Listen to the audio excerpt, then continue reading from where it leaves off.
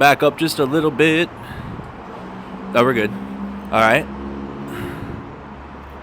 All right, chat. Should be getting the feed in here. We're going to be sharing a microphone again because Alex is gone now. Sad face.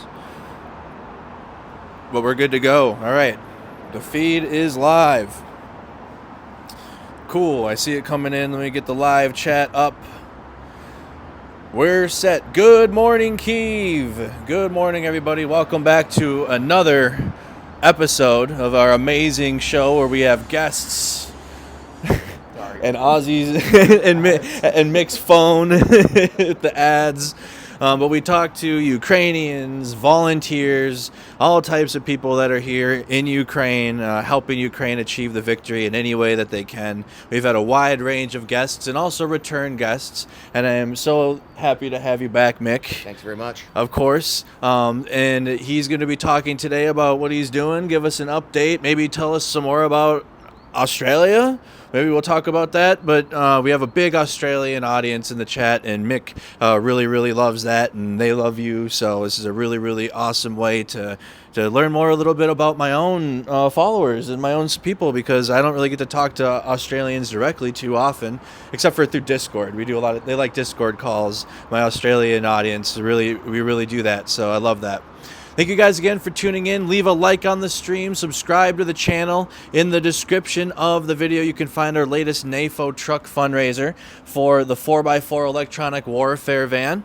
We are at 16,000 euro, I believe, 16.5 out of 19,000 euro. So we're getting there, you guys. Let's finish this up so we can deliver even more vehicles and have 1 to 2 more on the November convoy, because I am coming back again in November. So Mick, tell us how you've been. What have you been up to since I last saw you in July? At the moment, I've been trying to. Sorry. At the moment, I've been trying to get this truck into working order to get it to a point where I'm happy to take it to the front. I've been having solid brake issues. I've had them repaired 3 times now. Blown through 6 pairs of brake pads on the truck.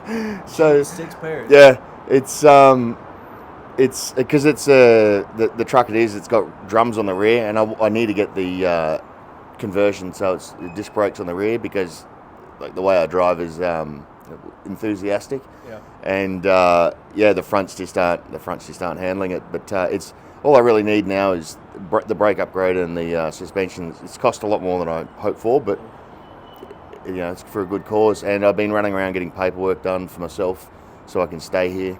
And finally got that done. Yeah. So I've got the card back and officially a temporary resident. I think. Nice. Yeah. I'm pretty happy about that.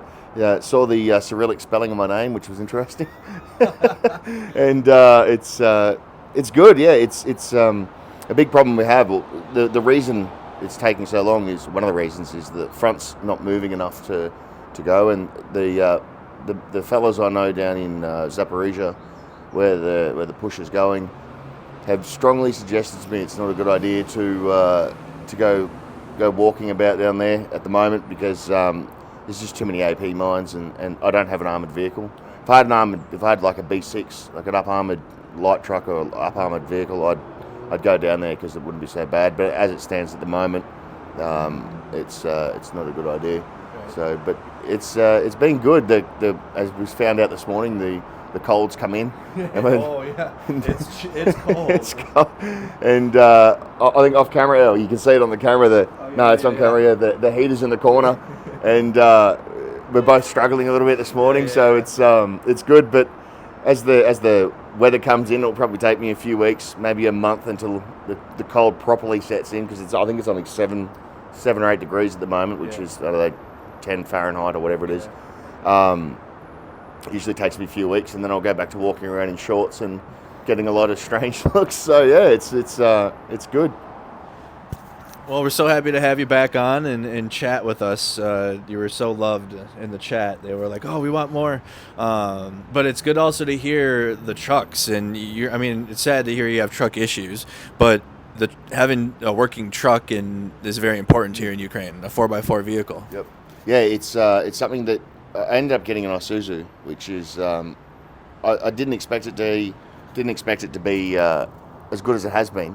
Like the brake's been the only problem, and it's very surprising how well that vehicle goes. Like it will just sit on 100 mile an hour, 160 k's an hour, and it will do it for hours non-stop.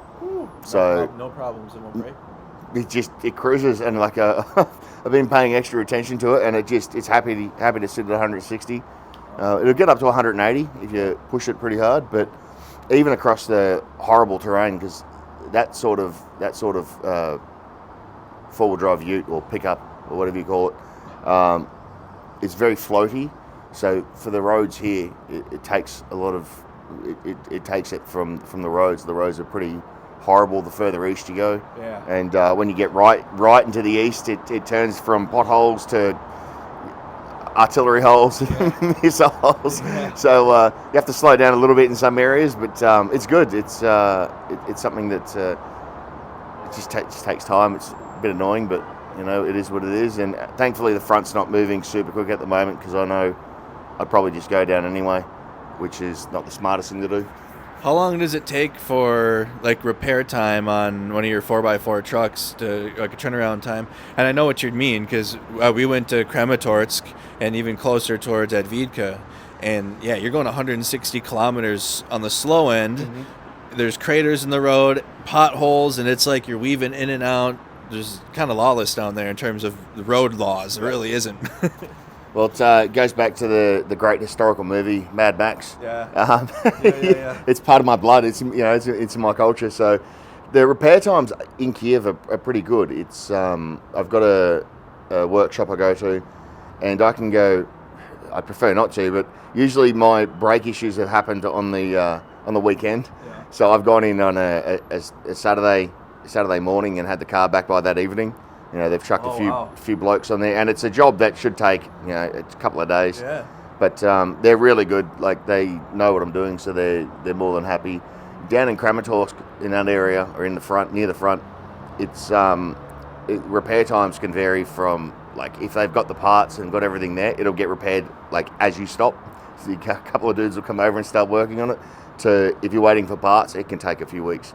Wow. So it's something that's really frustrating. Like, it's I want to get to a point when I start producing enough value for everyone that they choose to support me, where I want to have spare parts. It preferably would be spare parts plus a spare truck, because then it's a case of, all right, I don't have to baby it is probably the word I'd use, and put myself more at risk, by driving overly careful, because I don't want to break the trucks. I've only got one. So I'd prefer to be able to go, look, yeah, obviously you still look after your vehicle, because you don't want to break it when you're down there, because if you break it in the wrong spot, that's it. Yep. And it's not just you got to wait for a tow truck. It's the truck's gone, and you're probably dead as well. So, which is not my problem then. Someone else's problem. Someone else can come and look after the truck. But like a backup truck would be good. And yeah, eventually I'll get everything sorted, and it's something that. The big issue is just getting the people out. So it's a case of, if you get enough people, all the stress and all the pain makes it worth it. So it's something that's, it's you got to focus on the mission, and you got to try and work around how to do that the best. Yeah. So you're a Ukrainian citizen now? Not quite yet. I've just got the temporary residency, but working towards that. I think it takes quite a while, and the citizenship test, as far as I know, is actually really, really in depth.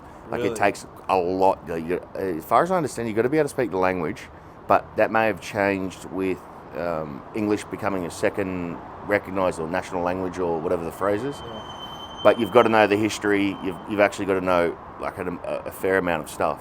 But with the temporary residency, paperwork was done through Iggy.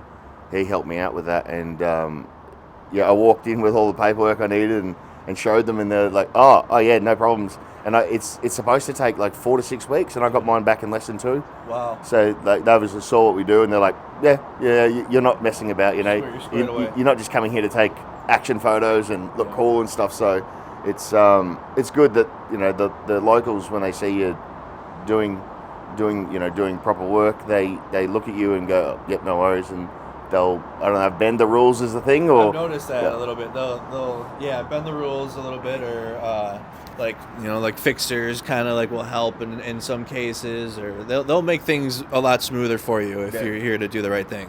Yeah, it's really good. It's even down to parking. Like sometimes I've parked where I'm not supposed to park, and the cops will just drive past and look at you. And then here they've got tow trucks, they call them evacuators, and they actually come and pick the vehicle up completely and then stick it on a flatbed truck. And they've seen me park in spots I'm not supposed to be parking, and they just look at me and give me a wave and just keep driving. So it's like it's quite handy to just, you know, you get away with stuff. But it's nothing like, it's not like anything criminal or anything bad. It's like things where they would give you a lot harder of a time, and like where we come from, like they would give you it'd be annoying. Yeah, it's quite funny because they see you and they're like, oh, you know, no, don't worry about this bloke, because it's something that it doesn't hurt anyone, but it's like by the book, it's not supposed to be happening. But you know, it's good because like if I've had days where I've had, you know, a half dozen appointments during the day, the stuff I've really needed to get done, and I don't have any time. I've got to go pick up supplies, and I've got to do this and that and whatever. And like there's a bus lane you're not supposed to drive in. I drive in that all the time, and my travel times will go, you know, it's a 45-minute drive, and it'll be 20 minutes, you know, so because you just don't have time to drive through Kyiv traffic. Oh my God. The traffic here is horrid. It's so painful, and it's like 2 or 3 hours, probably at minimum of 2 hours, probably 3 hours for peak hour in the morning and in the afternoon. So it's like in the middle of the day though in Kyiv, you've got people driving around, going to restaurants and cafes and driving around the city. So from about 8 in the morning, it gets bad until probably about 8 at night is when it starts to ease off. So it's a case of, you know, if you've got anything to do in the city during the day, if you sat there in the traffic with the rest of everyone else, you'd never get anything done. Yeah, it's like it's bumper to bumper. Yeah, it was cool. It's always nice like before 8 o'clock, like from 5 to 8. It's still quiet. There's still people walking. I might take my stream tomorrow if John doesn't get back to me. I'll take the stream and we'll go for a walk for Good Morning Kyiv so I can show them the city a little bit for this stream. But it's really calm and relaxing. But yeah, when the traffic comes in, like it's nice. But even if I did come and live in Ukraine, I don't think I would live in the city center.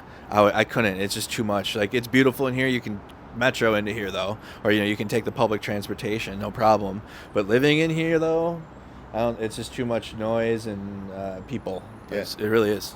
I think a big thing, especially for Westerners, is that the Americans and Australians, is that it's vehicle centric. Like in Australia, the public transport's horrible, all of that. It's just, and so you never think of that as a viable means.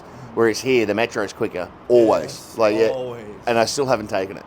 I refuse to. It's terrifying. I went on it. I have a video I'm posting on my channel of it, but it's like it's the escalators, honestly, because they're like literally a football field long, American foot, so 100 yards. 100 meters. 100 meters. No, more than that, even so. Probably like 150 meters, honestly. And you're on that thing for like 10 minutes. Really? Going up the thing. Yeah. And like going down too. And if there's no one in front of you or behind you, like I kind of got a little vertigo feeling because like it's you're going down. So it's like, oh my goodness. Like, and you can, the way that it is, it's like an optical illusion, but the floor looks like, you're going right into the floor because it's just the way that it is. And I have a video coming out. It's called Metro 2023 and show you guys the experience, but it's fast. Like the metro is fast. Yeah. It gets you there. Like the thing is quick, like in and out, and everyone's moving. It's like no one's in the Minnesota. We have a term. It's called lollygagging. Mm-hmm. It's like just dilly-dallying, like fucking off. No one's doing that here. It's like you're getting to where you got to go. Things are moving quick, and the metro is a very fast means of transportation. But you've never taken it. No, I've avoided it. The big reason is, especially when I first got here, it was a case of all the letters here just look like scribbles. Like you look at them and you're like, what? That? Why is that N backwards and it's got a funny hat on? Like what the hell is going on? Now I can generally read most. I still don't know what the words are, but I can read it, so it's slightly more comfortable. And I think when I get to a point where I can actually read and understand most words, or maybe not most words, but all the useful words, is when I'll start messing about, or I'll just get a local to hold my hand like I'm a lost child and go around. But from what my understanding is, the trains here are amazing, but the buses here, I've been on the trams. The trams are more of a theme park joyride. But the buses here, it's quite interesting because they have the standard diesel buses, and they're slow and horrible. But then they have the electric drive ones, and so they have like overhead power lines that the bus connect is attached to, and it uses that for power to drive around. Yeah. That's what I was wondering what that was. I had showed it on my Instagram stream. Some of them don't have it, but then on the side streets, they're connected to the wires on the top. Yeah, it's when I first saw that, I was trying to work out what it was, and the power cables just hang down and just dangle against the side of the bus, and they're 2.5, 3 inches across, and I was like, that's a power cable. Why is the power cable like? Why can you reach up and touch the power cable, or hang your hand out the window and touch the power cable? And it's quite funny because the contrast between the trains being amazing and the buses being the opposite of that, and it's quite entertaining. But all the locals, all the Ukrainians I hang out with, they will go somewhere and they're like, "Oh, we're going to walk," and I'm like, "How far is it?" They're 2 kilometers, a mile and a half, and I'm like, "Bro, no, I'm not doing that." And they're like, "Oh, you can walk, it's fine." I'm like, no. Same with me. They're like, well, it's just a 25-minute walk. I'm like, bro, we don't do that at home. Like, I'm sorry. Like, and they're like, wait, you don't even go like any? I'm like, no. I mean, there's a park, but you go for a walk in the park maybe once a month, maybe if you're feeling up to it. But other than that, I mean, no, we drive. I have a truck. Like, I drive everywhere I have to go. But yeah, it's a lot of legwork here, especially transportation. But you had mentioned the trains. Yes, we took obviously the train out of Ukraine into Poland. I love that, the overnight sleeper train. But the trains here from like the east or from Kharkiv to here, it's like they have full service on there. It's like you're sitting on a nice airplane, honestly. Cart service, food service, or every other cart there's like a bar you can go and order a hot dog and other snacks. Have you had similar experiences? Yeah, the train in I enjoy it. I did the first time I came in, I got the first class cabin. Yeah. So the fella I was with, I knew, so it was all right because there was 2 beds in there. And then the next time I messed up the booking, and there was 4 people in there. Oh no! And I'm the only one who speaks English, and everyone else speaks Ukrainian. And then we're using Google Translate. Nice. But the problem on the train is that internet service is just shit. Yeah, it just doesn't exist. Yeah. And so we were chatting using Google Translate.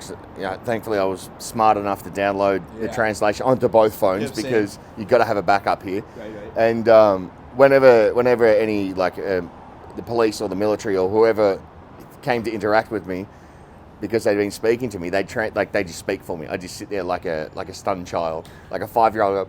Well, who are these people? And they sit there and they're like, oh, he's doing this, and this, and they're like, oh. All right, thank you very much, and that's it. They just walk away, they don't bother you. Like the one time I kind of got into trouble, well, didn't really get into trouble, but almost got into trouble was as I was leaving. It was the last trip. I'd overstayed by quite a while, and I'd been speaking to this little old lady on the train with, it was her and the 2 other people, and she starts translating. She was like, oh, he's doing this, and this, and I showed them some videos because she'd asked, she wanted to look, and I showed them what I've been doing, and the border guard lady come on the train, and she's looked at me, she's like, oh, you need to come with me. And I'm like, oh, here we go. I'm in trouble now. I walked up into the office and showed some of the documents I'd gotten from doing what we were doing. And she's like, oh, and takes them and just walks away, makes a phone call. She comes back in a couple of minutes. She says, oh, I apologise for delaying you. Don't worry about it. You're not in trouble. You're not going to get a fine. There's no problems. Don't worry about it. And she's like, look, when you come back, you just need a visa, but it's fine.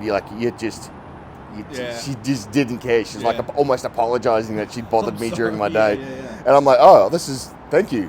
Brilliant. I'm going to get back on the train now, and thank God I'm not in trouble. And then you go to Poland, and they see me, and they're like, oh, you can come with us. Oh, here we go. This is ridiculous. Yeah. But the worst border I have to cross is my own. Is it? I get back to Australia. Last time I was held up for 6 hours. They took both of my phones. They downloaded everything on there. They wanted to take my laptop, and I had probably 20 terabytes worth of data, and they wanted to take everything. They went through all of my equipment, they took everything apart, and they treated me like you were a terrorist. Yeah. And so every time I crossed the border, the first time I got held up for 3 hours or something, and the second time was 6. And then I had to hear someone lecture me about how dangerous it is. She's like, oh, it's too dangerous. I would never go there, so you shouldn't go there. And I'm just staring at her like, what? Get the fuck out of my way. Yeah, bugger off. Right. Get the hell out. That sucks. Dang, Australia. What the hell? Dang, I just had crabby, because when you go into Chicago O'Hare, the workers there are kind of assholes. When you go through customs, but it was no problem. Even the American that when you get through and they look through your passport, and they obviously look at if you're in the system. He saw my Kraken hat. He goes, "Oh, I watched them on YouTube." And I'm like, "Oh yeah, that's a Kraken unit. Yeah, from Ukraine." He's like, "Were you just?" "Yeah, I just came from Ukraine." "Oh, badass!" Like it was no problem, and I got through. But yeah, even getting to because I take the sleeper train, and I love that one, and I got first class, and it's just like you were just with one other person, which is ideal, because like you said, if you don't get first class, you're with like 3 other people in there, and it's fine. Like you have your own space, but if you want to like sit in the middle, though, you're sitting with like 4 people right there. But getting home, yeah, I think I slept through the customs process through Poland. I just handed them my passport and then went back to sleep. And then they knocked on the door. They hand your passport back. You got to do that like twice, because it's annoying. The crossing from Poland to Ukraine's annoying. On the way in, though, the last 2 times it wasn't too bad. They didn't hold us up for too long because the paperwork is squared away. And I feel like if you just listen to the Polish border guards and you don't do anything on your own, they'll let you get by. But if you start taking matters into your own hands with the Polish border guards, they're crabby. Yeah, it's funny because the very first time they looked at me and just sort of waved me through. I'm like, oh, brilliant. And then the second time, oh no, you got to go through, like you actually got to go through the security. And I'm like, oh, have you got any weapons? Have you got any? I'm like, do I look stupid to you? Right. Like, what the hell where am I going to? I'm going to take an AK into Poland and then do what? Like, stick it in the plane on my overhead luggage on the plane back home. And it's quite amusing because you get 2 different types. Like, you get the people who are like, oh, they see what you do and they're like, yeah, don't worry about it. And then, you get other people who gets, like, in the West, like in Australia, you get the people who just sort of have lost grip on reality. You know, they're like, oh, why were you doing this? Why were you near the front row? Right? I'm like, and they said to me, so where were you fighting? And I'm like, what? What? Yeah. I'm not fighting. And they're like, well, you were so close to the front, did you have an encrypted radio? And I'm like, yes, because it'd be moronic if I didn't. Right. Why didn't you take your phones? Because it's a Western phone. Like, how do you know all this stuff? Because I'm not an idiot. Like, why are we doing? Why is your security so high? And I was like, I was in the military in this country. Like, you know this. You know this because it's on your computer screen, you moron. And he's sitting there, and like the amount of attitude I got was like, it was. I can be a bit crude. It was like he woke up this morning, I teleported into his house, pissed into his cereal while he was eating it, and then flew back on the plane. Like, his attitude was like just completely hostile from the start. And I was like, why are you being an arsehole to me, man? Like, they whinged because on the way back, I had to fly through Schiphol and then Dubai. And then when I flew to Schiphol, they cancelled the plane. And so I got delayed in Schiphol like 24 hours or whatever it was. And then I got to Dubai, and because we left Schiphol, like, we missed the plane there by like 20 or 30 minutes. So I had to hang over in Dubai for 24 hours. And they're like, why were you flying everywhere and doing this? And I'm like, because I don't control the fucking planes, you moron. You're up your ass. Yeah. And then he's sitting there and he's carrying on. He's like, why didn't you just fly direct? Because I'm not paying $20,000 to fly a bloody plane back home. Are you on heroin? Like, what the hell is your problem? And it was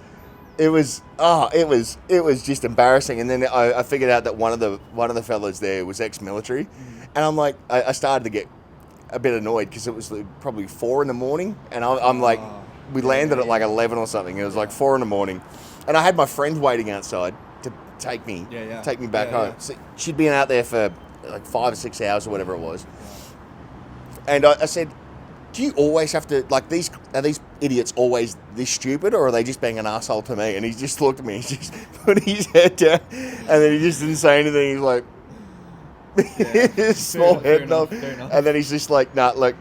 And I said at the end, I'm like, look, you can take all my shit, I'm leaving. You've already searched me. I'm a citizen in this country. Fuck off. And he's looked at me and they're like, oh, you can leave now. You piece of shit.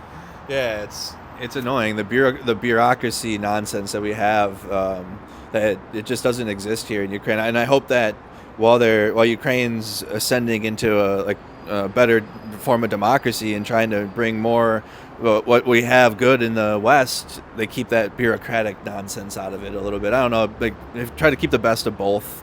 Like the things that don't really matter, that's people put so much energy into it. It's like, come on, bro. Like there's so much else to worry about or be concerned with. Why don't you, just in case we have any new viewers, and if you have any questions for Mick, especially our Australian audience, always ask an Australian about Wheat Bix. Have you ever had them? No, what is that? Let's start there. All right, so the good news is Wheat Bix is delicious. You usually put Milo on them because Milo with Wheat Bix is amazing. Yeah. But the problem is I found out like 2 days ago I'm allergic to pretty much every grain of like like wheat and everything else. So I'm sitting there, I'm looking around at food and there's bread with every meal here. Like bread is always something that's in everything. So I'm like, oh, I get to eat a carrot and some water. Like that's my meal. Like one of the tests come back and I'm allergic to meat, like beef. And I'm like, I'm just like, oh, this is terrible. So like my meals now are going to be consisting of like chicken is the meat, duck is the vegetables, and rice. And that's it. But Wheat Bix are like these little like Lego brick looking things, and it's wheat obviously, and it's like imagine if you had like a more pallid brown version of cornflakes, and then you smushed them together in a Lego brick. That's what they are. That's what they look. It sounds horrible when you describe it. When you eat them, they're actually pretty good. The problem is there's a big debate about how you eat them. Yeah. If you have them with warm milk, they go soggy, and it's almost like a porridge. Okay. But if you have them with cold milk, if you wait a little while, they go really soft. And some people prefer it like that. But then normal people prefer them when they're a little bit crunchy still. Yeah. And so maybe all the Aussies in here will be arguing about whether or not you should be eating them soggy or not. But they're I love them. They're brilliant. That's what I used to eat all the time growing up. And now I can't eat any. And I haven't had any in I don't know how long. So I'd love some, but I don't want to feel like hell afterwards. What's your favorite Ukrainian meal here that you can get to? All right, so borscht is obviously one of the favorites. Vareniki. Yes. But you can get them with potato, mushroom. You can get them with some meats as well. Yeah. The duck ones are my favorite ones because it's just with smetlana, sour cream. Yeah. And that and borscht is definitely on top of the list. Absolutely, and you can get it at the canteen every day. If I want to go get some borscht homemade, I'm going to go and get some at the canteen right down the road, around the corner. If you guys could like the video, subscribe to the channel. Again, any questions you have for Mick or myself while we're chatting here, let me go through some of the fan fundings. I don't have Alex around, our amazing co-host, to help, so it's just me. Richard, 5 gifted. Thank you. Rose with the gifted. Umusi says, good morning, Merc and Mick. Good morning. Thank you so much. Aussie T with 5 gifted memberships. And then Armored Rabeth Master with 5 more gifted. Thank you so much. So for our new viewers that might not know like your background, what just an overview of what inspired you to come from Australia to Ukraine and offer your services in any way you could? So it started when I saw it on TV and I saw the media coverage, and there was no sort of middle of the road coverage that I could see, and that really annoyed me because you just can't. Anyway, it doesn't really matter, but it frustrates me. So I was sitting at home, and that sort of started drawing my attention because I try and search out information, and the information I'm getting was just not internally consistent. Like I'd look at one group, and then they'd report all this stuff, and then later on they'd report something else, and it didn't match. Right. Like there was no link there. And my life, I was in the military, and I've had a interesting life. Yeah. And I was sitting there, and I was like, like my whole life had sort of been dedicated to doing what I ended up doing here, which was doing the high risk evacuations from near the front line, at the front line. And just civilian evacuation, so no weapons, light-skinned vehicles, which means just like a car you can buy just off the shelf. And I was like, look, I've got to go do something because, what I was doing back home for my business was just not, like, yeah, it's okay, it makes money, but it's like not fulfilling, not to the same level as here. And every time I look in the mirror, I'm like, how can you call yourself a man when there's people over there who need help and you're sitting here and you're not enjoying what you're doing here? You don't have your mission here is not, it's not a mission, it's just, existing. And I said, look, that's enough. I'm going to go over. I want to do some photography, do some reporting. That just to sort of actually get something on the ground and speak to everyone and all of that sort of stuff. I get here and then I ran into an American at the first hotel I stayed at. And I had a chat to him about what he was doing. And then he asked me about my experience in history, and I told him. He's like, oh, you need to come work with us. I'm like, all right, I'll come down. That sounds good to me.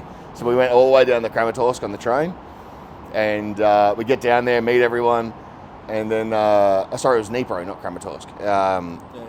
And we get down there, and I chat to the dude who's organising it down there, and he's like, yeah, you need to come work with us. We need someone who knows what's going on. And help them out as much as I could, and we got some good results. And then I met another fella, Iggy, and I chatted to him, and I was like, oh, look, I want to come and do what you're doing, because it's more in vein of what suits my personality type, which is slightly out there sometimes. And he's like, oh, we're not sure, we don't take foreigners and all that sort of thing. And then I was chatting to him, and he'd seen work, and he'd spoken to other Ukrainians I'd worked with, and then ended up, come back. So I came back, and we did what we were doing there, which was the high risk, driving to Bakhmut up till April, I think, middle of April, I think was when we were there, I think. And we just kept doing all those jobs that no one else could do, no one else wanted to do. And we did it really well. In a couple of months, it was a couple hundred people we got out, at least, I think. And then I had to go home because how long I'd been here was too long. And went home, and I was like, no, I'm going back. Back home is nonsense. Like, you'd speak to people back home, and they'd be whinging about just complete nonsense, complete garbage. And you sort of...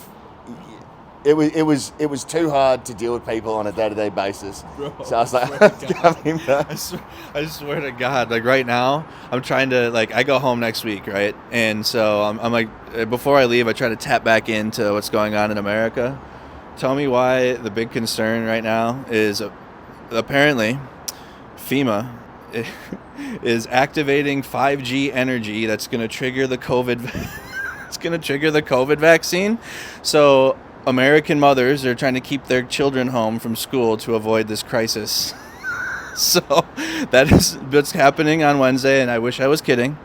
And that is what so it's like someone told me this. I'm like, what reality is that? You know what I mean? Like, I'm sorry, I can't, no, absolutely not. And so what caught my attention from you is you said you came here originally for some unbiased information, honestly, see things for yourself. Mm-hmm. Maybe provide some news with your platforms if you could, but at what point did you go from, okay, I came here, I see the situation for myself, it's fucked, I got to do more than just hold a cell phone and take video or talk about it. You're helping and doing more than that. What inspired that point?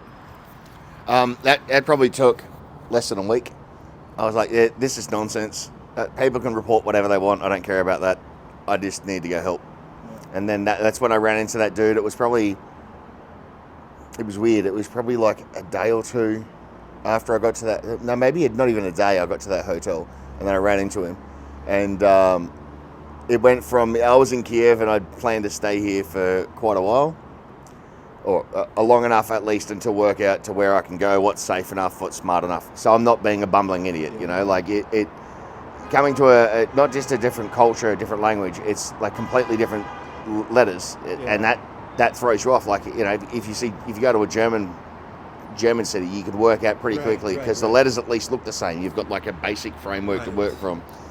And it probably took less than 2 weeks from me being in country to being in where was the first trip I went into Bakhmut. You went right to the fucking... I was like, I'm not going anywhere. I'm going up there. I'm going over there. I'm not doing this other nonsense. Let's go and get it done. Yeah. And that was back when they were still on the eastern side of I think it's the Bakhmutsky River. Yeah. But we were still close enough. You could hear shelling and fairly loudly, so they were close enough. And one of the first jobs it wasn't the first job. Yeah, the first job I think I went on, the shelling was within a couple hundred meters. Like they were trying to hit something nearby. And I was like, oh, all right. And my instinct is when I hear, because I was in the military, if you hear shelling nearby, they're correcting it. They're going to put it on you next. Yeah. Not thinking that I'm a civilian here, it doesn't really matter. Like they're not looking for me. They're looking for military assets, which is what they need to focus on. And so that was a bit strange, and that took me a while to get to the point where I'd hear shelling, and I'm like, all right, that's far enough away. I don't have to worry about it. And it's like artillery. It's not a grad. You know, if the grads come in, then I'm more concerned because they're more of a fuck you over there, as opposed to that point. It's more of that area. And we've had some pretty close calls. Like I think one of my videos on one of my favorite videos, more interesting videos. I don't know how I describe it as my favorite video. Most people would think that's insane. Is the S300 landing in front of us, and that video, like the other fella I was with, he's the British fella, and he's like swearing. He's like fuck. And my response is just absolute deadpan, like I'm talking to you here. He's like, oh, I got it on camera. Where do you want to go? And I start reversing. I'm reversing in the Land Cruiser doing, I don't know, 30 mile an hour or 40 kilometers an hour, which is like 20 or something. I'm not sure. It's like 40, 50 kilometers an hour reverse. And you can see like clumps of earth, you know, a couple of feet across, landing exactly where, like there's one that lands in the center of where I would have been sitting in the exact same point, because I went back and I've watched that video I don't know how many times, because I'm just trying to watch see all the new bits of information I get, because I'm like, oh, look at that, that's pretty cool. And I sent it to my mate, and his response was laughter. Like he said it back, because he's like, yeah, that's exactly how I thought you'd react. And then his wife come over and she's like, is that Mick? And he's like, yeah. And she's like, how is he so calm? And he's like, have you met him? Have you met this dude or not? And then I had one person accuse me of editing the video. Yeah. They're like, oh, that's fake. And I'm like, here's the full video, like the raw GoPro footage. Yeah. And they're like, no, it's fake still. And I'm like, no, it's not, man. Here's other videos of things happening, and here's my voice at the exact same pitch, just whatever, right? And it's not like it's not that I'm scared of death, but I realize that panicking will get someone else killed. If I'm driving and I panic, it's not just, if I get myself killed, that's my problem. That's if I be stupid or I panic or whatever and I die, that's my fault. That's my problem, whatever. But if I get someone else killed, really going to bother me. And it'll bother me forever. And the way it usually works out is you get someone else killed, you live. Yeah. So you get punished every day for the rest of your life because you did something stupid. So it's a case of, I usually do like what they do in sports, where you visualize a scenario, you visualize what you do, and it works. When I was growing up hearing that, I thought it was complete nonsense, but I had visions of, of like the missile or a bomb going off in front of me. And it's not the first time. Like when I was in Iraq, we had 3 IEDs hit our convoy, and it hit 3 different vehicles. Quite a lot of dudes got hurt. They all lived, thankfully. But I had that experience, which my first time I had that experience, I was like, fuck. Let me tap into that really quick. Now that we know you've had the experience of IEDs in the Middle East, what can you compare, if any comparison, to driving under artillery shelling or mortars, in contrast to looking out in a convoy for IEDs or VBEDs? I'd say looking for IEDs was more stressful, because it's a case of it's already there. You've got no warning, like it's just there, and so you find out when it goes boom.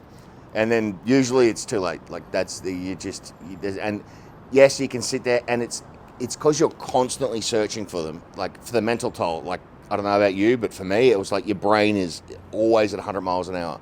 And it was even weird, like we were 6 months or whatever it was there.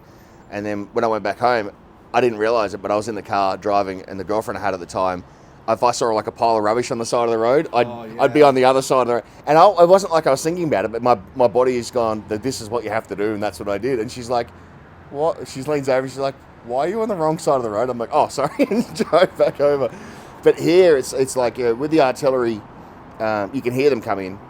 And so it becomes more of a reactionary thing as opposed to constantly searching for them.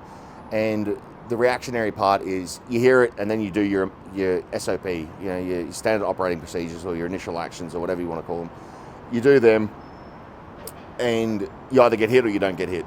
But it's not a constant, like, again, like, yes, we drive around in military painted vehicles. You know, I've had the backwards and forwards on whether or not I should, whether I shouldn't. Right. But what we do and where we go, I think, like, at a coin toss, I think it's slightly better.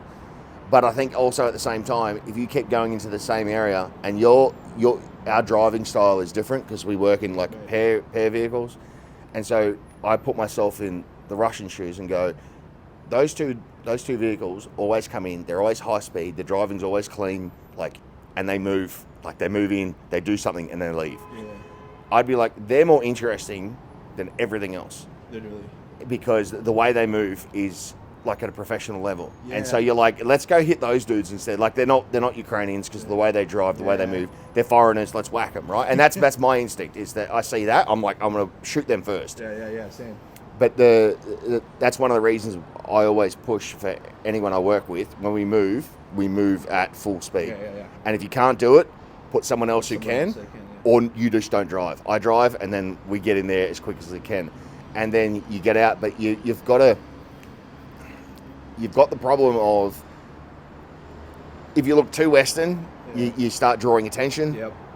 But if you don't do the Western things, you know you're not doing them as you should be doing them, which puts you at more risk. And so it's sort of, you're sitting there, you're constantly trying to balance backwards and forwards, and it's something that, I think that's the biggest, that's probably the thing I put the most mental energy into since I've been here.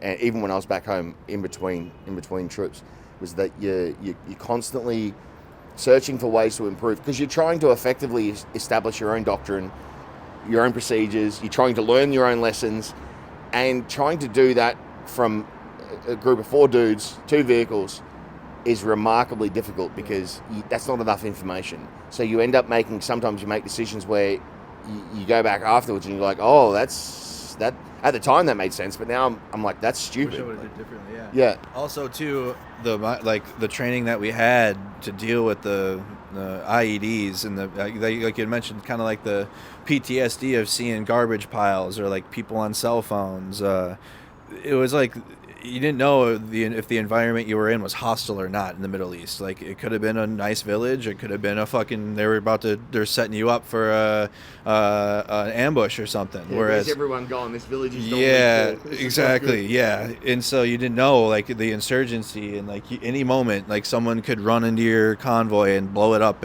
But here in Ukraine, what is it, the difference too between like that mindset and knowing you don't know where the enemy is, to like, you know, who the enemy is, what their uniform is. There's established lines of battle lines. What is the difference that you've seen in the two conflicts, or the mindset? One of the things I've seen is that the Westerners who did the Iraq-Afghan stuff, is that they come here thinking it's going to be like that, and they get really shocked when they find out, oh, it's nothing like that at all. And then you get people who watch too many war movies, civilians who watch too many war movies, who come here and they're like, it's going to be like this, and you're like, nope. And they like, so there's a couple of people I know I was working with, and they were doing some military training with the Ukrainian units, and one of them got night vision. And he's like, yeah, I've got some night vision. We can do night ops to the front line to do evacuations and like the trenches. And I looked at him and, you're a fucking idiot. Like, he's a civilian, no military experience. And I said, you'll die. And I said, like, I didn't mince my words. I grabbed him by the shoulders, made him look me in the eyes. I said, you're an idiot. Don't do it. You'll fucking die. Because everyone sees, Hollywood movies, and they think night vision is just like what you see, but everything's green. It's nothing like that. Even the Gucci gear, like the really high-end gear, it's not like that. And trying to operate a vehicle tactically at speed without running over landmines, which is the biggest concern. Like, for night vision operations, as I see it, the night vision operations is direct fire AT weapons and like small arms, but the bigger one is AT mines. The AP mines, you can get it. Like, I think it was Brandon Mitchell popped one. So there's a possibility of surviving an AP. AT mine, again, I've seen a truck hit one, and it was they lived. Oh, they did. But one of the dudes lived. The other, he was pretty messed up. But the other dude got killed. So it's a possibility. I'm not gonna bet anything on that being a an outcome. Like, I assume if I hit an AT mine, that's it. Like, I'm not going to know about it. And trying to explain to him, you've got no military experience, you've never driven night vision, you've never dealt with mines or any of that stuff, and you want to go to the most hostile place in the world with no challenge at all, like no comparison at all, and you want to do rescues from the trenches in a light-skinned vehicle under night vision, like, you're an idiot. And I told everyone he was going to go with, I said, you're all idiots. Like, that's fucking stupid. Like, if you want to do day rescues, fine, that's cool. I'm down for that. But you're trying to do it under night vision. Like, me and another fella I was working with here since I've been here this trip, he's American military as well. He's done night vision. Like, he understands, because we sat there and when this other dude said that, we both looked at each other, and I'm like, hey, like, did I hear that correctly? He's like, yep.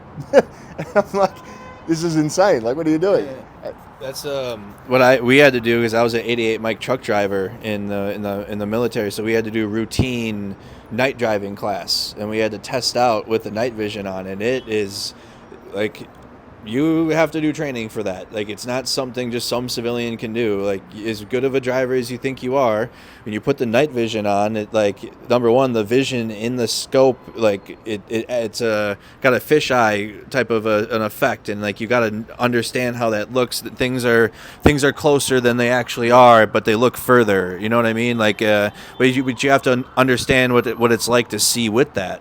Or we have the benefit, too, of having blackout lights and blackout markers, which, like, you can have all your lights off, but there's these little, like, I don't know, not fluorescent. Lights. The lights all over. And when you wear when you wear nods, it'll make it look like your truck has headlights on, and you can see the lights and everything, but it's completely blackout. How important is training in general that civilians don't understand, that might think that they can, just be in the military? So even myself, I was in vehicles. Yeah. That was my thing. So that's, like, my understanding is vehicles, everything vehicles. Yeah. I actually sat down with the American fellow who's had experience on Iraq, Afghan, same night vision, like same sort of ballpark, right? Yeah. And I said, how long would you want to train before you did that? And because my answer was at minimum of 3 months, and it'd be 3 months every night. And it'd be 3 months, like 1 month of just regular, like, easy sort of off-road driving, and maybe some road stuff, maybe some high-speed road stuff, or high speed for night vision road stuff, which anything over 40, 60 k's an hour starts to get into, like, especially when you don't know the road, starts to get pretty quick.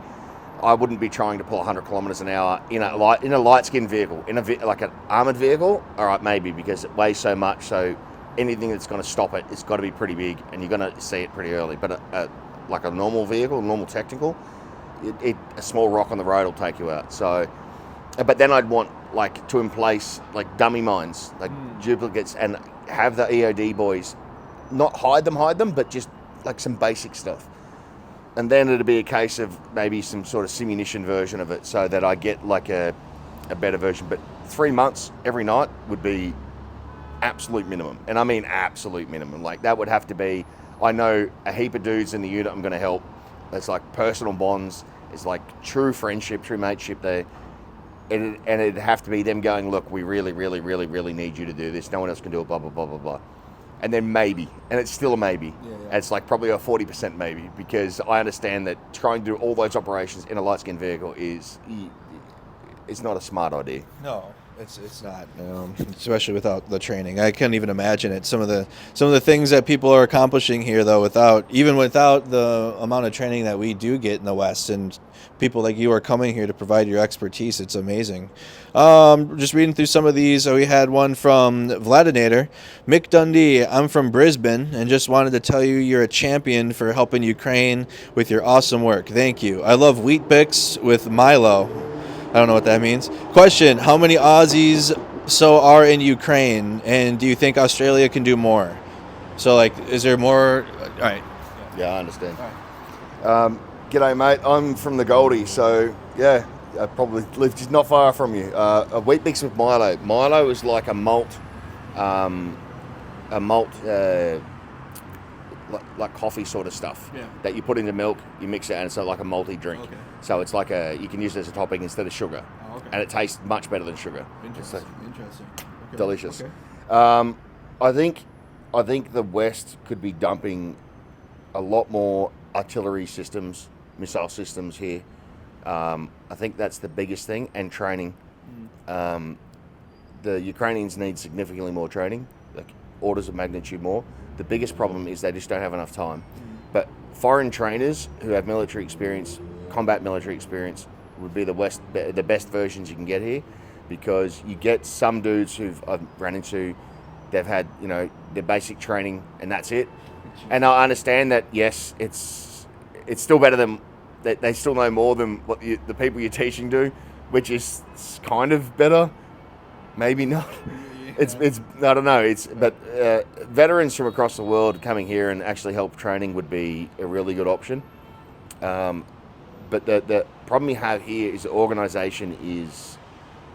military organisation is not very good, and I think a lot more officers coming here and training their commands, like mid-level officers would be like brigade or battalion and up, would be really, really helpful. But they also need junior officers, because a lot of the junior officers here, they don't have any military experience.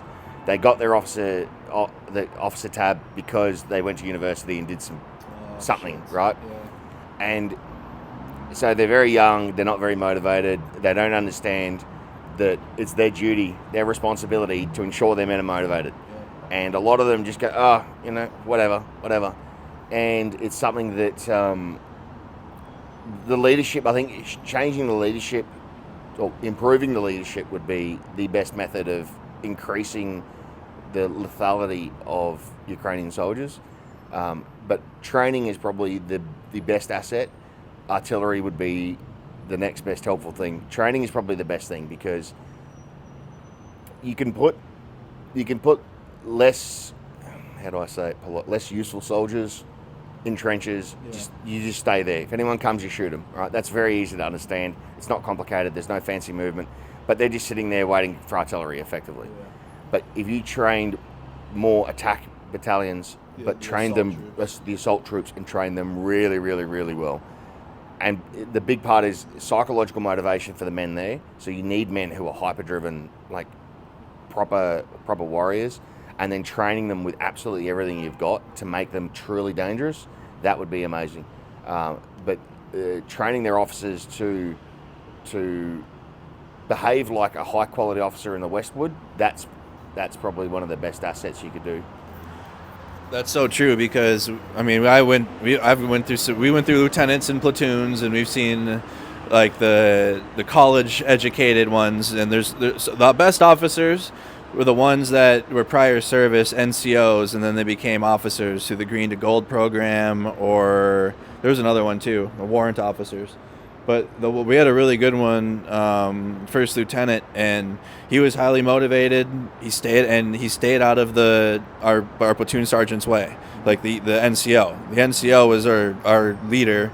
We had a lieutenant who was obviously the platoon leader, but he stayed out of our sergeant first class's way, and he had our back to the captain, and that was great. And he was so respected and liked about amongst our platoon, because he did his job. Like, yeah, he could at any point put our NCO at parade rest or whatever. No one does that.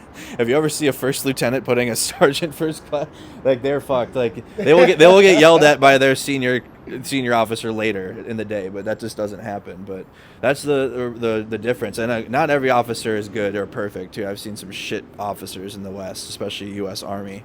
But yeah, that's the idea. What is the NCO situation? Is they have solid NCOs in the Ukrainian military? It's like a really, really... NCO stands for non-commissioned officers, like your sergeants, right? The backbone of the military. So it's very it's very much a mix of like high speed dudes who are actually really Gucci, and dudes who come from dudes who just don't want to be there. And they could be hyper capable, but if they don't want to be there, it's not worth anything. Like, they can be, and then you get the I can't use that phrase. It's a military phrase describing the dudes who have all the gear. All the gear, no idea is probably the nicer way to put it. Gear, no idea. There's another phrase for it, but I won't use it. In the rear with the gear, or whatever. Yeah. It's the dudes who look super high speed. They're like, oh, is this dude? And then you see them like just walk, and you're like, oh no, he's got no idea what he's doing because he's got like no understanding how his body moves. So you're like, he doesn't do anything, right? And I think that's one of the things that I've seen so far is that the difference in capability of the soldier. If they've had fighting like martial arts training of some description, boxing, Muay Thai or Jiu-Jitsu or something, they move like they really understand how their body moves. And then you get the dudes who've never done any of that, they got no idea how their body moves. And so I think it's a strange, it's sort of a bit of a diversion, but it's something I think all young men need to do martial arts training of some description, just so they can operate their body properly. Because it's funny, like watching a dude move around the corner who's got like martial arts training or like MMA or something. You can tell he understands where his body's got to go and he understands how everything needs to move. And then you see the dudes who've like never had a fight in their life and they just move like pond water. That's what we say in the army, moving like pond water. Yeah. I think the best way to I've seen it. It's like a baby deer. And you sit there and you look at it and you're like, have you ever actually walked before? Like, what are you doing? It's the funniest thing. It's amazing. It's funny because even in like basic training, U.S. military, that's like they teach you how to walk. Like people don't even know how to walk, or they don't have to do basic things. And it's so amazing how many people don't have control over their own body when they need to. Mick, how are Bushmasters going in Ukraine? I believe Australia have committed 90. Cheers from a fellow Aussie Cav guy. If you ain't Cav, you ain't. It's my understanding is I think they've suffered a few K kills. I think they've had quite a few M kills. Oh, sorry, K kill is a like catastrophic loss, so the vehicle's gone. M kills are mobility kills, so it just means it's not moving. Like its wheels got blown off or something. My understanding is for the mines, they actually do pretty well. Anything else, like direct weapons, not so much. But the dudes are getting out of the vehicles, or at least some of them. I haven't really been keeping up to date with what equipment's come here and what's actually happening. I've sort of different focus. Yeah. But I've seen well, the last trip I was when I was near Buckmore, I saw the Bushmasters quite a lot. And it's really weird too, because I'm sitting there driving in a country on the other side of the world, hooning along, and I see a Bushmaster. I'm like, what the fuck is he doing here? You're sitting there and you give him a wave, and they're looking at you like, why is this strange dude sticking his hand out the window waving at me? Like, a kilometre from Buckmore, and you're like, hey! And that's one of the funniest things, because like, I don't know, I like to do weird stuff to entertain myself. Like, it's just stuff that's for here is completely out of the ordinary. Like when I'm driving in traffic, I'll dance to music in the car, and the people will be like next to me going, "What? Oh, that dude's like completely lost." And because I'm in the canned vehicle, everyone's sort of looking at me and they're like, I hope he hasn't got any weapons. It's just something it's something for me. I find it help burn a lot of stress off, but it's also entertaining. Like I have fun, maybe make one of the locals who's looking at me laugh, but. Yeah, gear here, the Western vehicles are doing fairly well. The employment of them is less than ideal. Less than ideal. Yeah, I've from what I've seen too, and from what I've heard, parts, they need more parts for the vehicles, they need replacement vehicles, and they could be disseminated better. Like it just how it goes. Like the top most well-known units, famous units get the stuff, and that kind of hurts the territorial defense units, which really do need them. Right? Yeah. So I'm learning that while I'm here as well. So hopefully we can shine more light on the needs of the territorial defense forces, while still not taking away from the greatness of the top well-known units, Kraken, 3rd Assault Brigade. But more attention needs to be given to the smaller units so they can have more success. Barry Mundy, Mick's one of the few here who'd get my name. Barry Mundy. Is that a... Yeah, barramundi, the fish. The fish? Yeah, barramundi. Oh. Have you know the fish? No, I have no idea. So it's like a predator fish that's amazing for fishing and really good eating too. But barramundi, yeah. It's good. I like it. Okay. Well, you were right, Barry. Any other questions that you guys might have here for Mick? Let's do a little weather report because Alex is not here. It's loading. It's still chilly. It is very chilly. It's 51 degrees Fahrenheit right now, which I have no idea what that would be in Celsius. Would that be probably like, 16 maybe? No. Maybe less. 10, golly. 10 degrees Celsius. 11 degrees Celsius. That's cold. Because I know 16 degrees Celsius is cold because I put my air conditioner on and I set it to 16 and I was freezing. So, yeah, it's 51 degrees. It's chilly. We got the heater on so we can be a little warm. And I had another question really quick. They asked us the different patches that I laid out on the table today. And I'm going to show you guys a few of them. Just of some various ones I've acquired this trip. Right, Alex gifted me this one, the special relationship patch. This is my favorite, UK, US, Ukraine flag patch. That's just awesome. Alex had like 3 of them, so I demanded one. Okay, this is the drone unit patch, which is just awesome. You guys know the FPV pilots. Okay, FPV drone patch. Third assault. That one speaks for itself, right? Third separate assault. Scottish Pops, right? Scottish grandfather Ukraine. When we handed off the medical ambulance to Project Constantine, Scottish Pops was there and got it. So, and he has his own patch because he went viral last year and was pretty famous. And the UK, what is it? Daily Mail said he was dead, and he's not dead. So. He wanted everyone to know. And then the awesome Project Constantine patch for delivering the ambulance to them. I have another one too, but this one is my favorite Project Constantine patch. So that is what we have on the table. And then, of course, our NAFO tag, which you guys should donate to our vehicle fundraiser. Thank you to everybody that's a part of that and is donating to that. So we'll take some more questions for Mick. There was one thing I wanted to... Yeah, go ahead. So there was one fellow who's asking why I'm so critical of everyone. Yeah. I'm not. It's just the stories that come out today have been very specific ones that have been bothering me for a long time. And it's like a therapy session for me. I get to come and tell some interesting stories and have a bit of a whinge.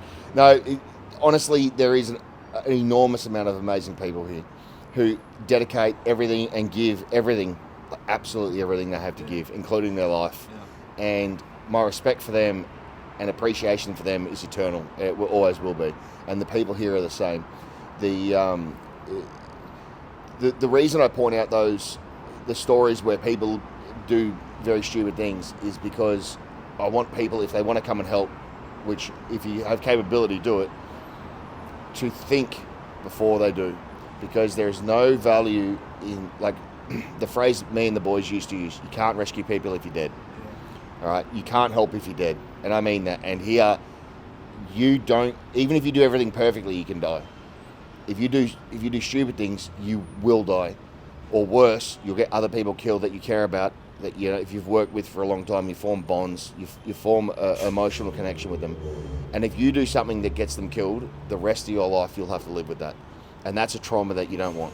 And that's something why it's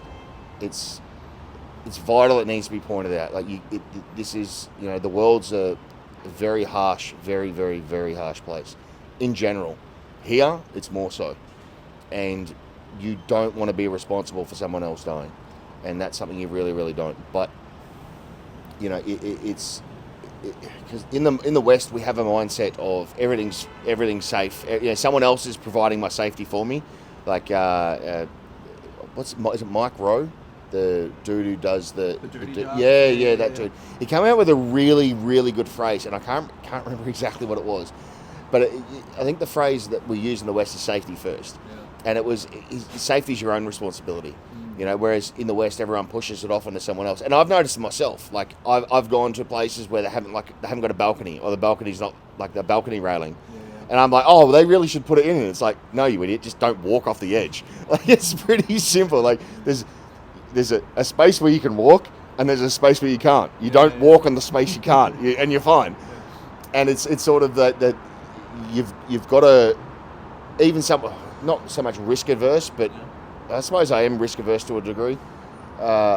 Is that the right phrase? Like not ignorant of risk, but acceptable, risk tolerance. That's the word I'm looking for. Risk tolerance is fairly high, and I still catch myself thinking, oh, well, why isn't someone doing that? It's like, just, you see it, don't do the thing that's going to get you hurt. Right. And that's what you really need to get in the mindset here, because even the driving here. Have you driven here yet? Yeah. The driving is something. Yeah, it is. I don't know if I'd call it driving, more as a monkey behind a typewriter. Getting there. It's just getting there. Like, I've seen people driving who, if they didn't have to look forward and could sit in the back seat and just put a brick on the accelerator, they'd do it, because the driving here is horrendous. So you've really got to think about your driving, and if you're driving in normal traffic, you've got to have this strange mix of be hyper aggressive when you drive and hyper defensive at the same time. Like hyper aggressively defensive, which is this weird sort of hybrid of two wrong things that don't make any sense. And it's something that the mindset here of how you operate and how you move, you've got to think of it more like more towards like the military end of the spectrum of how you're moving than back home, where you can just sort of bumble around and you don't have to care. Because you get, like, on the highways, you'll get disparities of, if I'm driving down east of Dnipro, like over the river down in the Donbass, our driving speed's 160, right? Yeah. So, and the car you go past may be doing 40. Yeah. And so you'll come around a corner and there's a car doing 40 in a zone that's supposed to be 100 or 120, I think is the speed limit. I actually don't know any of the speed limits. I don't think anywhere. I don't even think there is speed limits. I think it's just choose your own, honestly. Speed suggestions. Yeah, speed suggestions. But it's something that you've got to. Like your vigilance here is orders of magnitude higher than what it is back home, and I think that the reason I point out those stories and the people doing things that are, like, even on its face, are not very good ideas, is because if you want to come and help, even if you're working in Kyiv, you've got to really think about everything, like absolutely everything. It is what it is. So yeah. Absolutely. And driving in the east, I have more video to post still, but yeah, it's 160 on the slow end. It's fast. I hit my head on the ceiling. That sucked the first time, because I was like, oh shit! Like, you're going, like, it's fast. And you realize, like, oh shit, like, yeah, I'm here, but the sky isn't safe. Like, what if the Russians send an FPV drone or something, or artillery comes in? It's a heightened sense of your surroundings and your self-awareness, to where it's like you can't just like be like, okay, I have nothing to worry about in terms of I'm gonna die from an enemy force. Well, I'm just trying to have a coffee, I don't have to worry about a missile coming in from, I'm speaking from Americans, like, I don't have to worry about Canada launching a ballistic missile at the Mall of America that day, you know what I mean? Like, Ukrainians can't even go to the stadium in town because it's too big of a gathering. They can't have things like that. They can go underground into the malls, but it's good. What does Mick do at home to unwind after all his experiences in Ukraine? Eat. No, so I won't be going back to Australia for another 9 months or so, I think it is. I probably won't be going back then either. I'm trying to extend. Yeah. But when I'm at home here, what do I do? Chill. I usually get on the phone and mess it out in Twitter, which is completely stupid. Oh, God. It's the dumbest thing I could do. It is. No, here I go for a walk. We'll go for a walkabout. I like to get into the bush. Yeah. Hang out with the boys. Yeah. Hang out with them and tell offensive jokes and that sort of thing. But I try and do some photography when I can. Yeah. I really enjoy that. Really enjoy that. And that was what I did back home. That was my business. Yeah. And it's something that it's really difficult here because the camera gear I've got is professional gear. Yep. And so if you whip out professional camera anywhere and people come and start questioning you without press credentials, it's a problem. Like, there was a place I was, and I was taking some photos, and one of the military dudes come over and he's like, "What are you doing here?" I'm like, "Oh, I'm helping them, but I'm here doing this." And he's like, why you got your camera out? And then one of the other fellas who knew me really well, he's like, oh, that's the foreigner, don't worry about it. It's the Australian, don't worry about him. He's just special. He's pat him on the head and give him a treat and just go away and he'll be fine. And it's something that, there's many beautiful sights here. Yeah. I went to the Carpathian Mountains and that was just, it is beautiful. Like it is really, really beautiful. But because there's military everywhere, it's sort of like when the war ends, I want to take a drone and I want to do drone everywhere. Yeah. I want to get all my drones, send them over. I'm going to just be flying them non-stop. Like I won't even be driving. I'll have someone else drive for me. All I want to do is sleep, film, sleep, film, sleep, film. But yeah, there's the amount of the amount of beautiful scenes that you can get with your camera. Even in some of the Soviet era apartments. Yeah. I think that there's like a heap of iconic photos I want to get of just the like Eastern European look, like sad, depressed vibe. That it's just something that, but because I've tried to find an image using one of those areas when it's like a nice day and like perfect lighting and stuff, and I can't make anything look good. Maybe it's just a skill problem. It's probably a skill problem. Skill issue. But eventually I want to find that. But the countryside here is truly beautiful. It truly is, and that's every time I come back, hopefully I can make it to a new place, to Ukraine, or last time everyone was wanting me to go to the east, and I really didn't have a reason to, and then this time I did, and I went to Kramatorsk. So I do hope to see more of Ukraine, the more I can, because there's a lot more to it than just Kyiv. Like beautiful places, beaches, the mountains, just absolutely gorgeous. Maybe I can do a walkabout in Australia. I mean, Mick says he'll take me. Any final questions? And then me and Mick will have some breakfast this morning. What do you got? Question: what is the best ear protection to help the soldiers in the fields? So ANR would be the best, active noise reduction. Yep. There's actually quite a lot of dudes who run ANR, and they usually run the helmet mount ones. That's probably the best option because you still need to be able to communicate, and good ANR headsets make it so you can still communicate even under fire. Earplugs would be an absolute bare minimum. Like if I'll have to get a postal address set up, and then if you want to send earplugs, just not the 3M ones. Yeah. Don't send the 3M ones. Send some earplugs because the boys, when they go to the range, they're firing AKs and RPKs, and they're doing it without hearing protection. Yep. And that's unpleasant because everyone who's fired a gun knows how much they suck. And when you've got the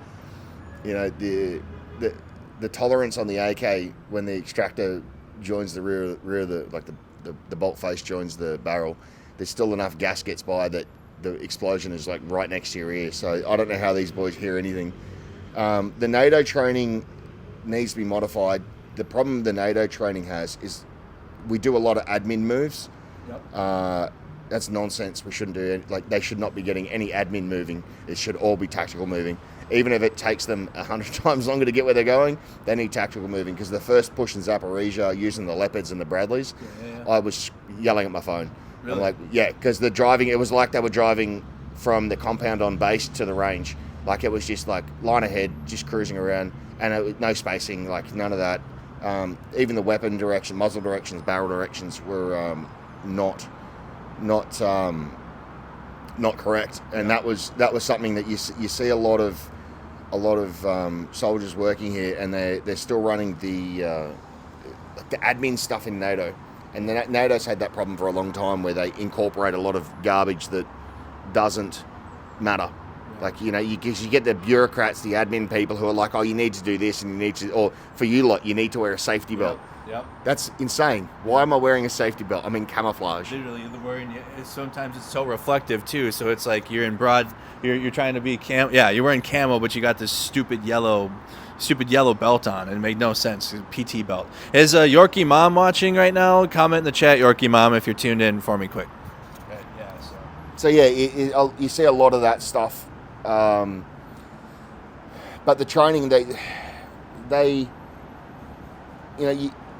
for TCCC, for the March training, You see people here do a decent amount of training, like a 3-day course here would get you enough that they're competent as long as the people are training. But in the West, it's like 2 or 3 weeks. So there's obviously a lot of stuff that we have in the West where they incorporate a lot of knowledge or information that's not relevant to being capable at it. And I think if they not so much got rid of it, but focused on everything else, on the actual operation of what you need to do, why you're applying a tourniquet, all right, to stop him bleeding. So how do we stop the bleeding? The first thing you do is you drop a knee into the wound, like a knee into where it's bleeding. That's your initial pressure, all right? And that gives you, even if it doesn't work 100%, it elongates the time of how much more time you've got to put the tourniquet on. Whereas in the West, it's like, oh, you've got to do this and this and this, and it's like here time is of the essence, where you don't have any time, and then all of a sudden you've got infinite time, and I think that's a big thing they need to focus on. About how many soldiers do you train roughly when you do some training, or when you're given medical information? About how many soldiers you got? It goes from I think 8 or 12, 8 or 9 was the minimum, up until 20 something per person, which is just but there's no other option. Like, they don't have any extra time because they're going, or they're already on the front line, and so they're on the front, and then they send a group of dudes back to get the training, and then they got to go back to the front after they're finished, and so they rock up, and they're all bombed up, they're all got live ammo and stuff. So you got to pay attention that has anyone got rounds in the chamber? Because here we had a saying where if a Ukrainian isn't flagging you, is he okay? Because you get flagged by everyone. Like, muzzle awareness here is it's below zero. it's horrific. Like, I still get goosebumps. So Yorkie Mom, I know you're gonna watch this in a bit, and Yorkie Mom helped with this. I have tried now for 2 weeks to get a hold of Nukin Futz Yuri, to no avail, and I think the unit that he was in disbanded. So the aid that we had got for them, I haven't been able to hand it off or give it. I've just been holding it. So I think I have a good idea here for Aussie, for Mick Dundee and your training aid. So give me 1 second. I'm gonna go give it to you for your unit. Fantastic. Yeah. Give me 1 second. Talk to them about something. All right. So here, I've now completely gone blank.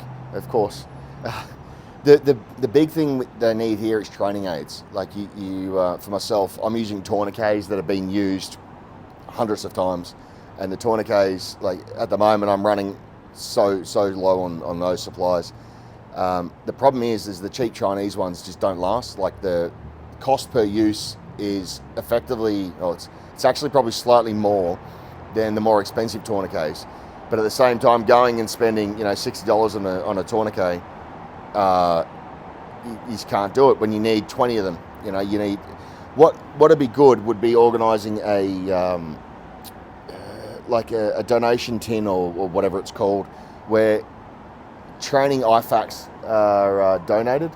And what is this? Training IFACs are donated, and as I go through them, just replace what's there, because training equipment like the bandages have been used so many, they're just frayed. They look like rabbit fur.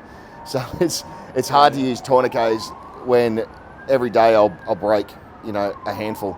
I won't break them, but the students trying to apply them correctly will break them. So that would be setting up a pipeline where I can get people to donate tourniquets would be amazing, because I'd prefer people to donate the equipment, because I can't, it's not just them donating me money, then they've got to trust me. I prefer for them, make them happy. They go, we're going to send him these supplies, and they know that I'm going to use them, because what the hell am I going to do with 1,000 tourniquets? Right. So I'm going to give this to you, because, again, Nukin Futz Yuri hasn't got back to me, and the unit's disbanded, and I think Yorkie Mom, I know when you tune in, I would like these to go towards somebody that you know is going to be using all of them, so you can disseminate these however, but here's a full bag full of ESS Crossbow iPro, and at least I think there's 500 to 600 sets of ear protection in here. Oh, hell yes, the boys are going to be so happy. Thank you so much. Yes, because I'm seeing these young fellas, 20 years old, and they're firing the AK at the range with no ear pro, and I've got I got proper Gucci ear pro, and my ears still want to bleed. So these boys are going to be absolutely pumped about this. Thank you so much. They're kind of a mess in there now at this point, but there's boxes still full. That's brilliant. Thank you so much. Absolutely, yeah. So we know that. So Ozzy or Mick Dundee is going to be taking this. This is all you. Thank you very much. Absolutely. And Leave these. So who donated this? Yorkie Mom. Yorkie Mum, you are an absolute legend. You're gonna. All right. So here's a touchy. Fuck. Yeah. Hang on. Yeah. Sorry. No. You're going to be responsible for allowing some of these men to go home and still hear their children, and that's. That's something. Thanks. Of course. Shout out to Yorkie Mom. Shout out to everybody that's helped with Ukraine aid as much as we can, with the NAFO trucks to the medical supplies to the drones. It all makes a difference. And you guys can see how much it does make a difference, because these are going to help significantly. I mean, these are way better, too, than the fucking 3M ones that we got. Yeah, the 3M ones we had. We're getting payback now. 3M's paying us because of the deficiencies, but these are the really, really good ones, and you can put them on like earbuds too. Yeah. Real good. So shout out to Yorkie Mom when you tune in. I know Yorkie Mom's probably sleeping, but I know Yorkie Mom was trying to see this handed off, and it just wasn't going to happen with the other route. So this is going to help. This is going to help train Ukrainians, and they can still keep their hearing and be highly effective on the battlefield. If not, hold on to these and take them to the front lines with them if they need to. And they get to go home and hear the kids, man. Like, you know, it's one of my concerns about being as deaf as I am, is that I'd like to retain my hearing so I can hear, when I eventually have kids, I can hear them, and it's something that's bothered me for a long time. But these boys are gonna not just be able to do that, but when they're on the battlefield, you know, they're still going to be able to communicate, and that will save lives. And iPro will save lives, because being able to see, being able to hear means you can fight, and if you can fight, you can win. You can save some dudes' lives with that, and a lot of people don't understand that iPro and EarPro are something that does that, and it helps orders of magnitude more than you might think, because when your ears are ringing, you can't communicate, and you can't concentrate, and you can't think, and it makes you slower, and it makes you worse. So, Yorkie Mum, you're an absolute legend. If you ever see me, come up and say hello. I'll shout you a coffee and some cake. I don't mind cake, as you can tell. I've actually lost a bit of weight since the last time I saw you, but if you ever see me, I'll shout you some cake and coffee. Cheers. All right, let's do final thoughts then, and we'll have some breakfast on this note. I think it's a good note to end on, and we'll go have some food. So, final thoughts for today. Find your mission and be as good as you can in it. Help someone, help yourself, and strive to improve.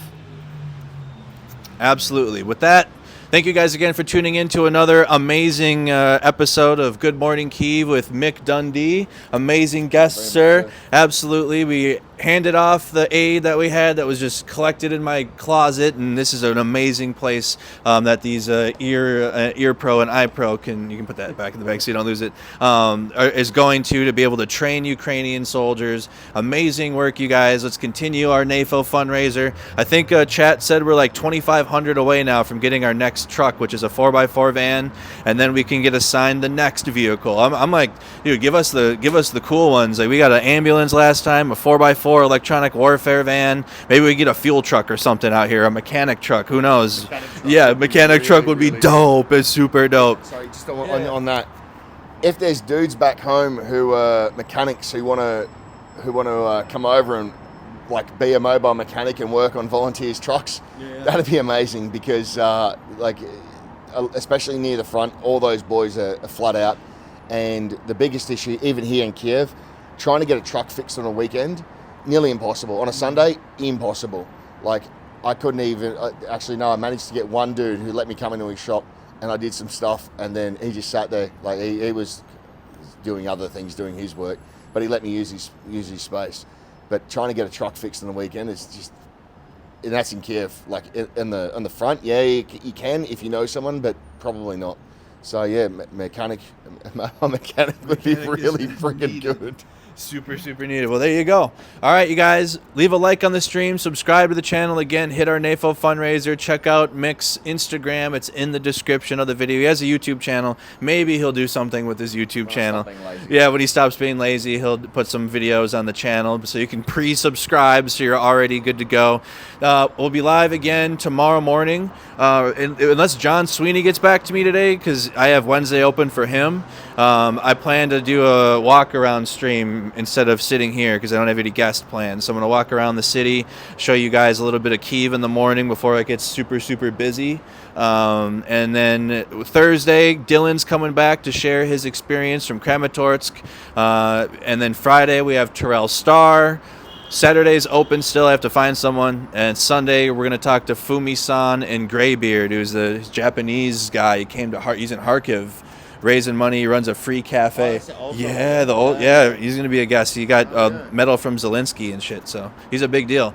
All right, you guys, and then also vlogs are going to be posted this week, so expect a video or a short or something on the YouTube channel every day. So tons of content between our morning show, videos, shorts, and then the nightly news stream about the latest in Ukraine. So tons going on for Mercado Media. Check out our links also to my Instagram, Twitter, Telegram, and Discord, also in the description. Thank you guys so much for tuning in, and I'll see you guys on the next one. Slava Ukraine! Let's go. That was a good one. Oh yeah, me too. It's breakfast time. It is breakfast time. Oh, we had hold on. Someone just sent one at the end there. Oh, stay safe from Billy. Thank you, Billy. And then Blue Texas sent a $50 breakfast fund. Oh, we're set then. Spanish breakfast is in our future. All right. See you guys later. Join our Discord. Go talk there. Everyone will be there hanging out all day. So go there. Bye. All right. Too cool.